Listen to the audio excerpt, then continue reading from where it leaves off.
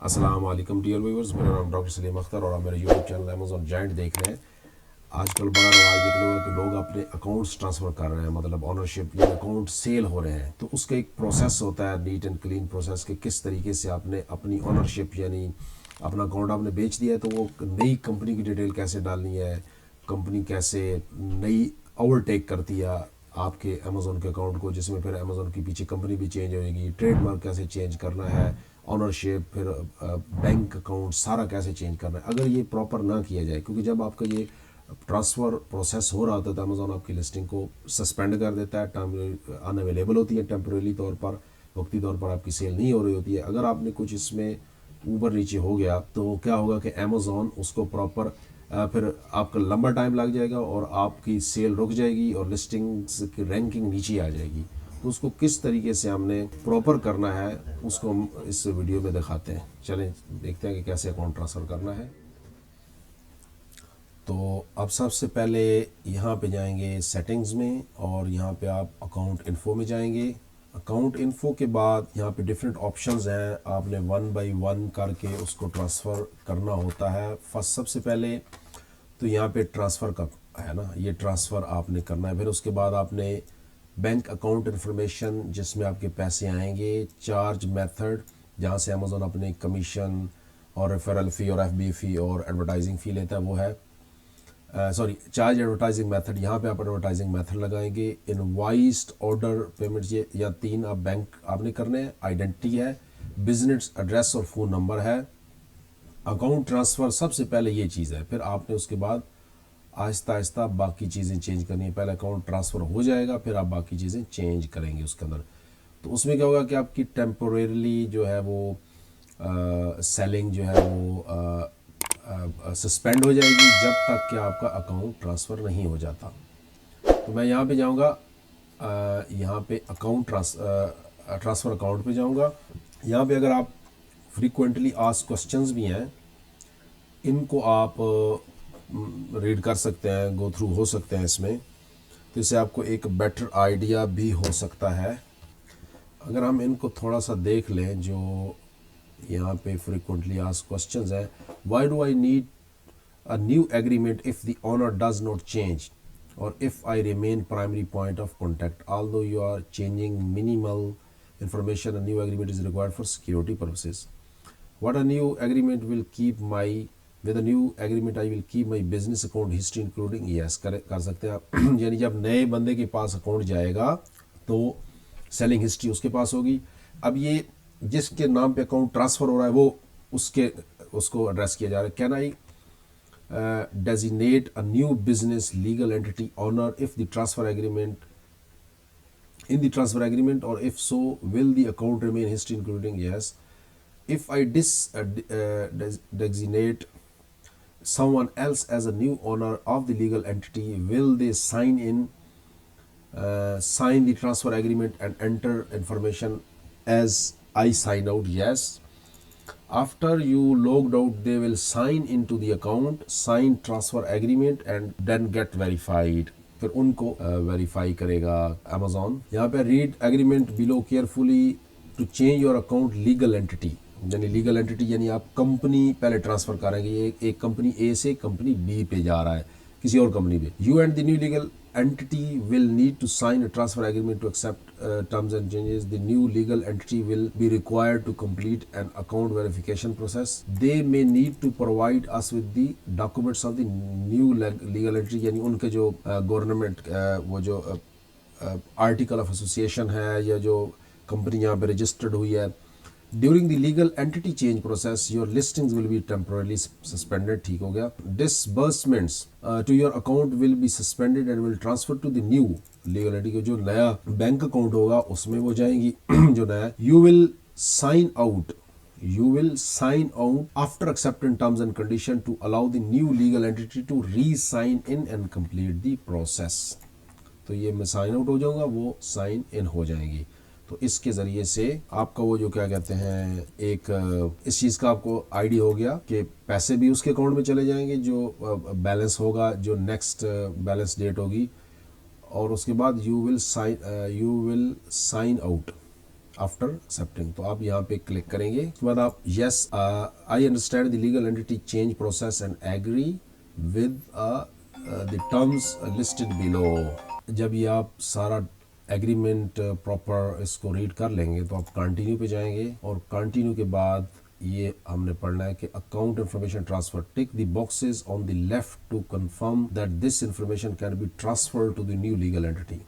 Business type ये है जी privately owned, ये आपकी कंपनी है, और सच एज ये यूएसए में होता तो एलएलसी है, और limited partnership privately owned company की और पहली टिक लगा हुआ है। उसके अलावा आपने बिजनेस इंफॉर्मेशन भी ट्रांसफ़र करनी है कि यानी आपने क्या कहते हैं कि tick the boxes on the left to confirm that this information can be transferred.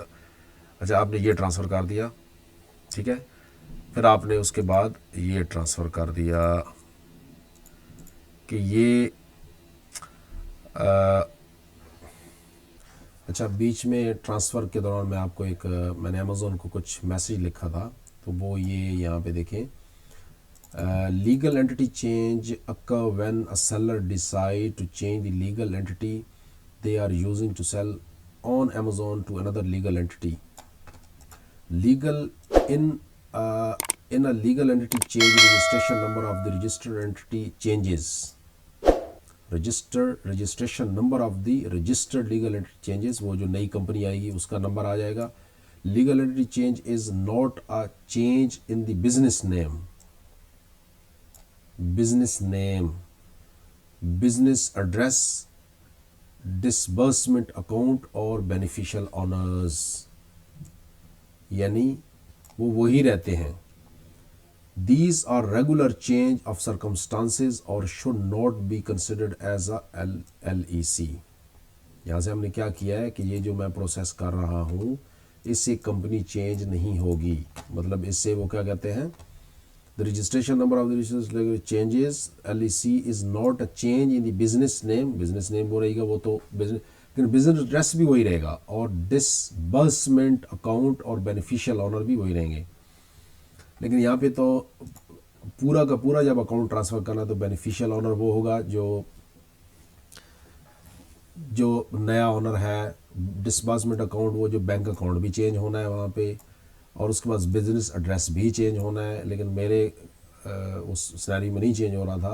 अच्छा जी, can be triggered by the seller by navigating to their account info page and click on the transfer legal account tab under business information.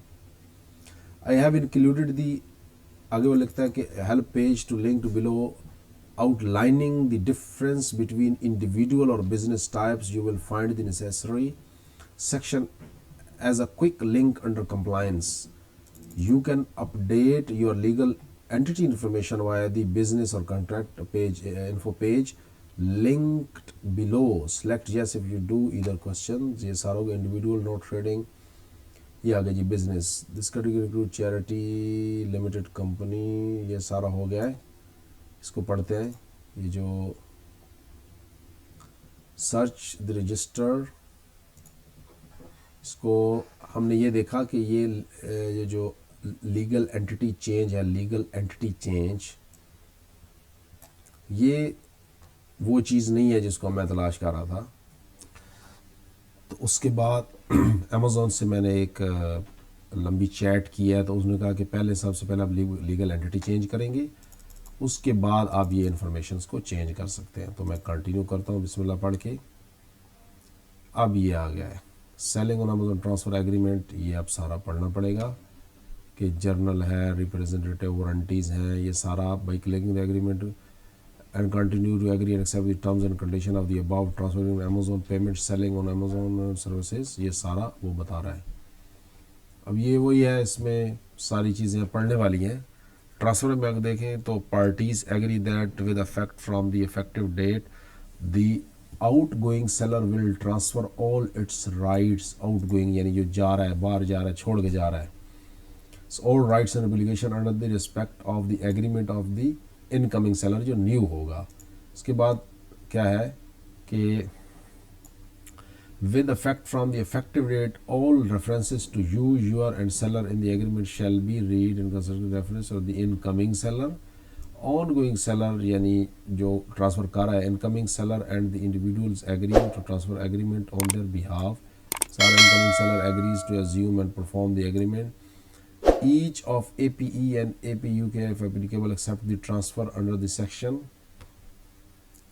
all applicable regulatory requirements including but not limited to all anti money laundering, ये सारा कुछ हो गया। बिस्मिल्लाह पढ़ के उसके बाद आप ट्रांसफ़र पे क्लिक करेंगे और कहते हैं कि your legal entity change request has been initiated, you will now be signed out in 24 seconds में, ठीक है ना।